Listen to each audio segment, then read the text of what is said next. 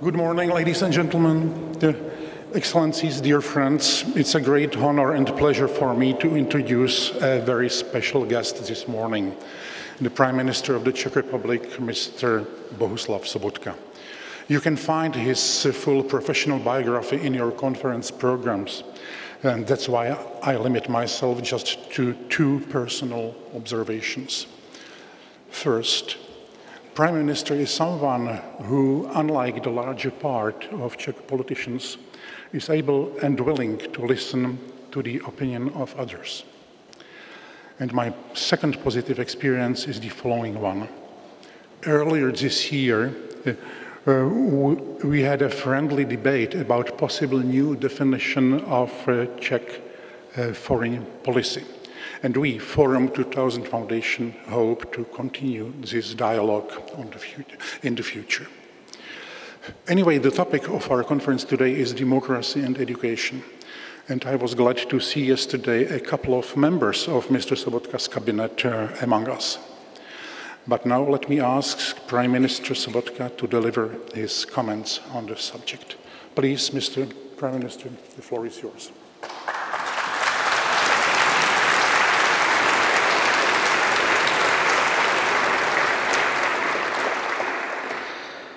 Vážený pane předsedo, vážené dámy, vážení pánové, děkuji za příležitost vystoupit na tomto fóru se svým příspěvkem. Chtěl bych především ocenit pořadatele za volbu tématu. Vztah demokracie a vzdělávání i ve světle současného dění nabývá na aktuálnosti. Zřejmě největší aktuálnosti od konce druhé světové války. Myslím, že není příliš nadsazené tvrdit, že stát, který dnes nemá vzdělávání jako svoji prioritu, tak hazarduje se svojí vlastní budoucností. Dear Mr. Chairman, dear ladies and gentlemen, thank you for this opportunity to speak at this forum.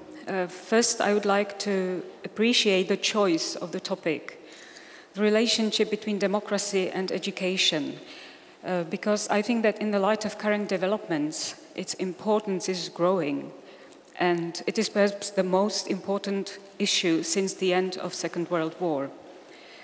I believe it is not an exaggeration to say that a country that does not have education on the list of its priorities puts its own future at risk.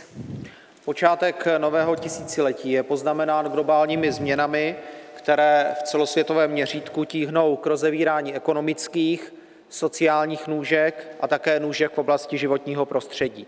1% nejbohatších vlastní téměř polovinu veškerého světového bohatství a 14% lidí na tomto světě žije za méně než $1,25 denně.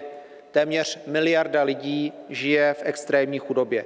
Každý den umírá 16 000 dětí mladších 5 let. The beginning of the new millennium is marked by global changes that tend to support the growth of economic, social and environmental disparities. 1% of the richest own nearly a half of the world's wealth. 14% of people live for less than $1.25 a day. Nearly 1 billion people live in extreme poverty.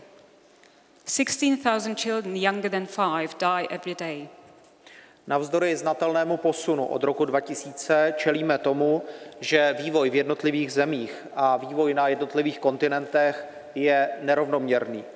Globální čísla někdy mohou zakrývat a nivelizovat podstatné nerovnosti.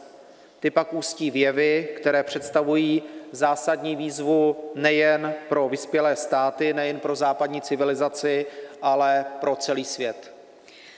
Despite major progress since 2000, we still face the fact that the development in various countries and on various continents is not balanced.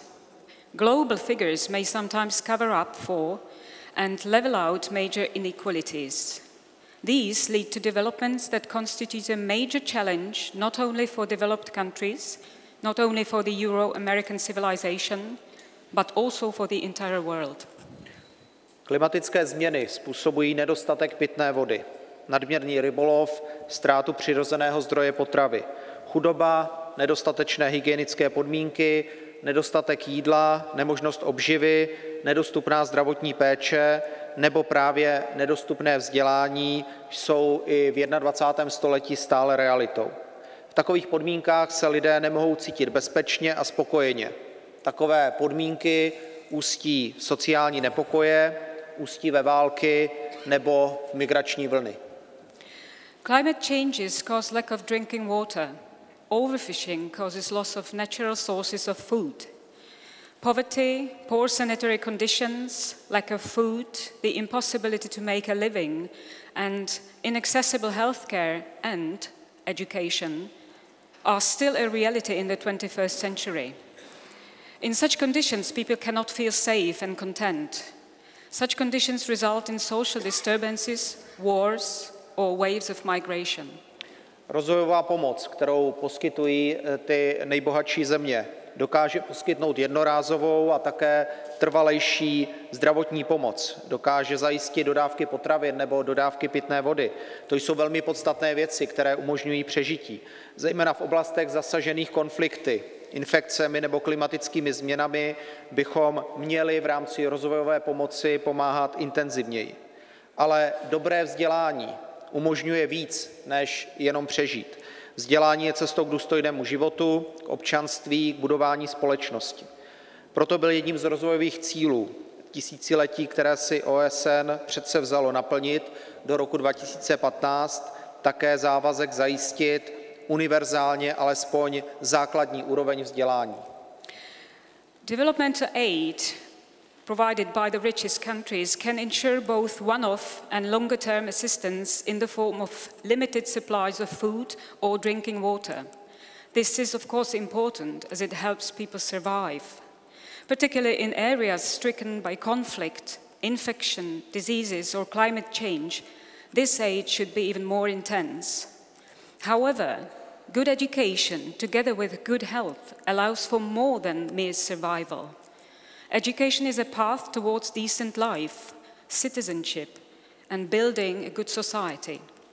It has been one of the UN developmental goals until 2015 to ensure at least a basic level of education for all.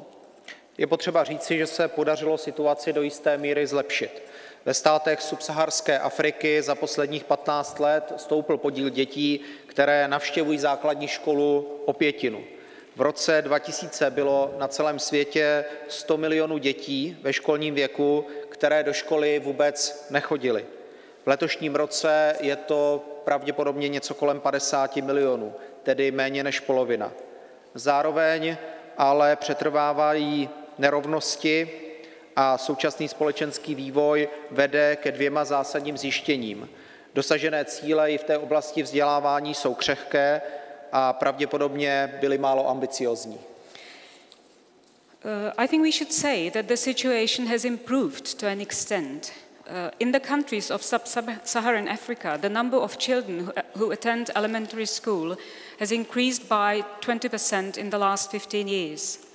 In 2000, there were around 100 million children of school age in the world who didn't attend school. This year, it is 47 million, which is less than a half. However, inequalities perpetuate, and the current developments point to 2 things. These achievements in education are shaky, and the goals were probably not ambitious enough. Násilné konflikty a řada z těchto konfliktů probíhá i v bezprostředním okolí Evropy, přinutili do konce roku 2014 téměř 60 milionů lidí, aby opustili své domovy. Jak víme, každým dnem toto číslo narůstá. V zemích, které jsou zasaženy konflikty, se automaticky zvyšuje počet dětí, které nechodí do školy. S narůstající intenzitou migrace, s každým dnem přetrvávajícího válečného konfliktu, násilí na obyčejných lidech bude stoupat počet dětí a mladých lidí, jejichž budoucnost bude poznamenána tím, že nedostali dobré nebo dokonce alespoň nějaké vzdělání. Odrazí se to v jejich pracovních i v občanských životech. Violent conflicts that have been taking place in close proximity to Europe since the end of 2014 forced nearly 60 million people to leave their homes. As we know, the number is growing every day. In the countries stricken with conflict, the proportion of children who don't attend school is increasing every day. With each day of war and violence against people, there'll be more migrants and a growing number of children and young people whose future will be affected by the fact that they did not receive good education or received no education at all. This will impact on their professional as well as personal lives. Ambice našich cílů souvisejí právě s pojmem dobré vzdělání. Pro rozvojovou agendu po roce 2015 jsme si stanovili jako cíl zajistit rovný přístup inkluzivnímu a kvalitnímu vzdělávání a podporovat také celoživotní vzdělávání pro všechny. Je to reflexe skutečnosti, že globálním podmínkám nebude stačit staré školské trivium. Říkáme tím také, že si uvědomujeme, jaké rezervy máme sami, jakožto vyspělé země, v dostupnosti kvalitního vzdělání. Že ani u nás beze zbytku neplatí, že je vzdělání otevřené ve stejné míře skutečně všem. A odstraňování nespravedlivých bariér v přístupu ke vzdělávání zůstává tedy nadále naší prioritou. Our ambitions are associated with the term good education. We have set for ourselves a goal for the period after 2015 to ensure equal access to inclusive and high-quality education and to support lifelong learning for all. This is, apart from other things, because we realize that we will no longer make do with the basics that schools used to teach.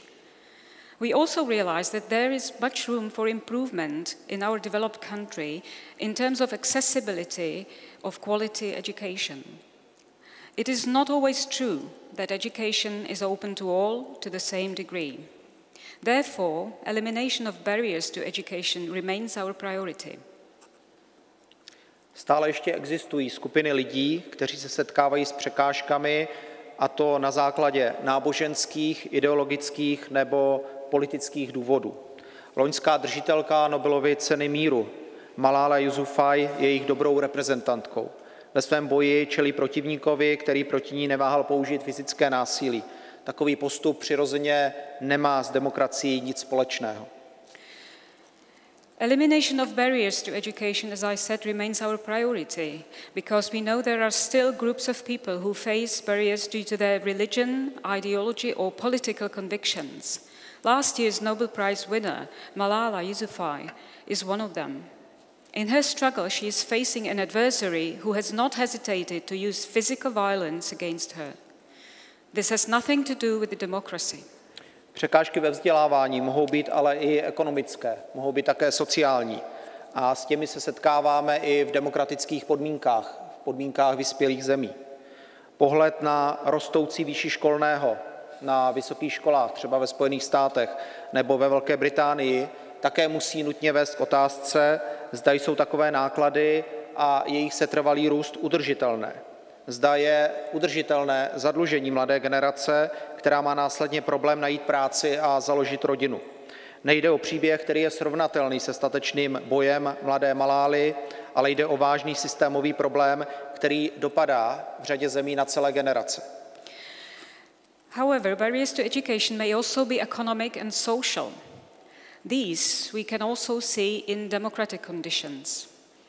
Looking at the constantly growing tuition fees at universities, for example in the US or in the United Kingdom, we cannot but ask the question whether such costs and their future growth are sustainable. Whether it is possible to perpetuate a situation where young people's indebtedness causes them troubles finding jobs and having families. This, of course, is not a story comparable to the courageous fight of young Malala. However, this is a serious systemic problem that affects entire generations. Podobně musíme přemýšlet o situaci mladých lidí po krizi v dalších demokratických zemích, jako je třeba Řecko nebo Španělsko. V loňském roce byl v těchto zemích bez práce každý druhý člověk do 25 let. Jen o málo menší podíl nezaměstnaných mladých hlásila v té době Itálie nebo třeba Chorvatsko. Je nutné hledat odpověď na otázku, jak by na takovou situaci měl reagovat vzdělávací systém. I když vzdělávání nevyřeší všechny problémy krizí zasaženého hospodářství, je to nepochybně cesta dopředu.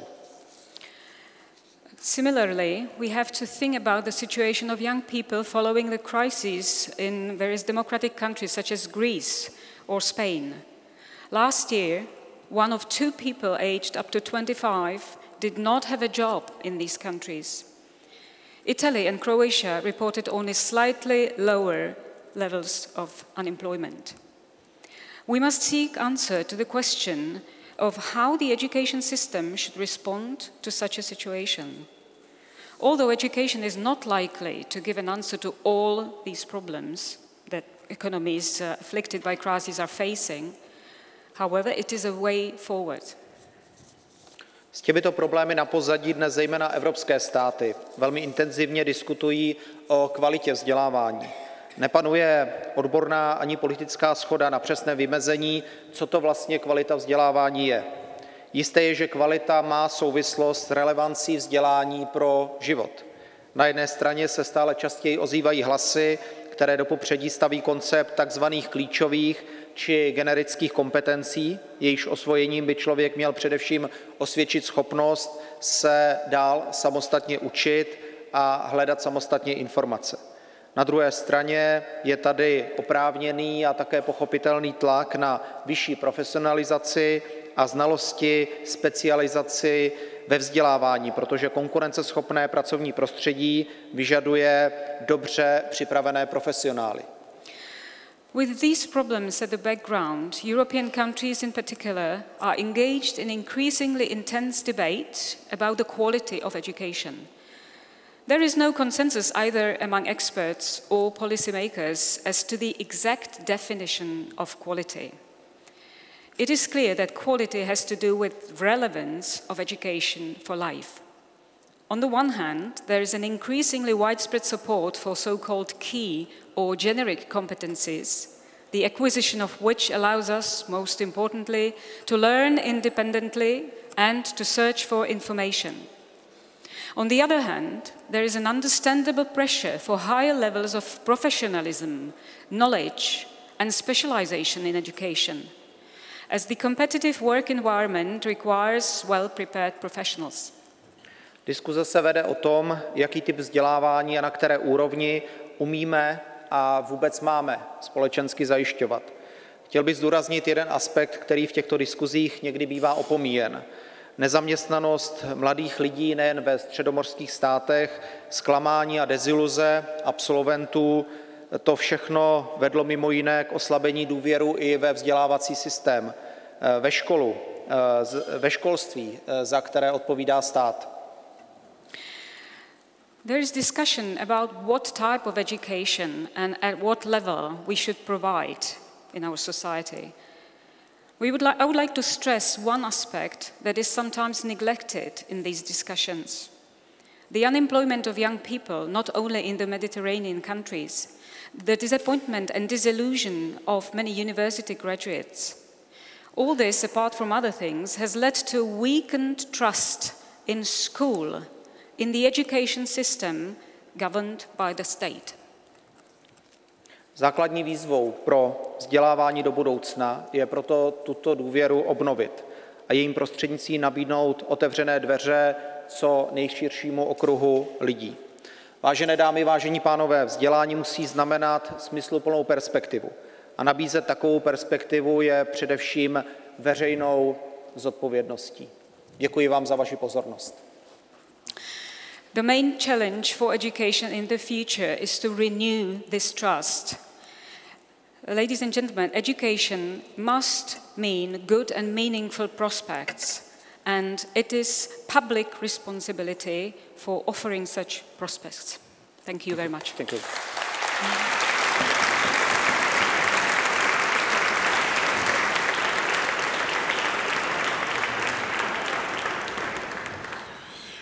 Thank you, Mr. Prime Minister. I'm very glad that you have touched the topic mainly in the international context. And that's another proof that the Czech Republic feels an inseparable part of Europe and of the world.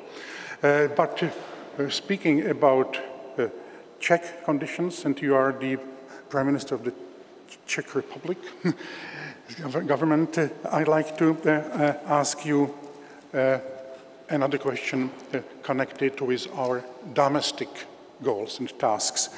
Would you like to specify the details of your government's educational strategy, and what do you personally consider the best educational system for our country, and what would be the next concrete steps for your government in this field? Thank you. Děkuji. Jestli se tady mohu vyjádřit alespoň velmi stručně k tomu domácímu kontextu. So if I may say something briefly about this country's context. Já myslím, že velkou výzvou, která před námi leží, je zajistit, aby naše vzdělávání bylo skutečně inkluzivní. To znamená, aby bylo skutečně dostupné pro všechny.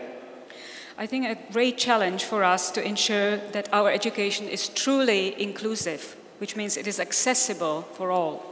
My jsme relativně bohatá země, máme už docela slušnou demokratickou tradici, máme silné veřejné školství, ale ukazuje se, že pro lidi z určitých skupin to školství není zcela otevřené a dostupné.